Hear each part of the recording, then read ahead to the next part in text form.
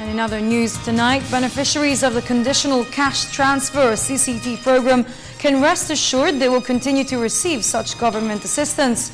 At the same time, the beneficiaries are being advised not to heed warnings by politicians that they will be removed from the CCT list if they will not support them in the coming elections. Elena Luna filed this report. While the president was in Quezon Province, he warned politicians using the government's Conditional Cash Transfer program to earn votes. Dadaan po muna sila sa atin. Huwag nilang sabihing matatanggal kayo sa pagkarehistro dahil sila po ang tatanggalin natin sa pwesto. DSWD Inky Soliman says these politicians can be sued for such act. Ang usapan namin sa DILG, kung incumbent at nananakot na aalisin sila sa listahan, pwedeng mag-file ng administrative case against the incumbent for abuse of authority. At may usapan na po kami nila SECMAR na pwedeng gawin yan basta merong maliwanag na, again, documented complaint mula po sa mga taong nakakita.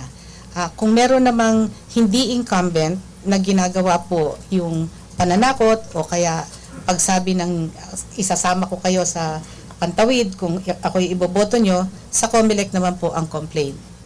The official adds politicians are not authorized to remove any name in the list of beneficiaries.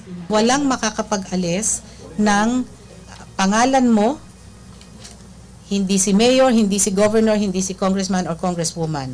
Ang makakapag-alis lang ng pangalan mo sa pantawid ay ikaw. Kung hindi ka sumunod sa kasunduan, hindi ka gumagamit ng pera ng at ang magbubura ng pangalan mo ay DSWD. Secretary Soliman is encouraging the public to report complaints through their hotline. Meron ho kaming text number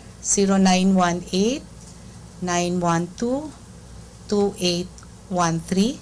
Diyan po pwedeng i-text ang complaint. Mas detalyado, mas maa-actionan po namin. Sino yung politiko, anong lugar, kailan nangyari, at sino pa yung involved. Kung may involved na tao namin, even mas mahalagang malaman namin dahil ang usapan namin sa departamento, may memorandum circular akong ginawa nung pang Setyembre, suspended ka bago investigasyon. At nagsuspend na ako ng 2 tao. For the People's Television, Elena Luna.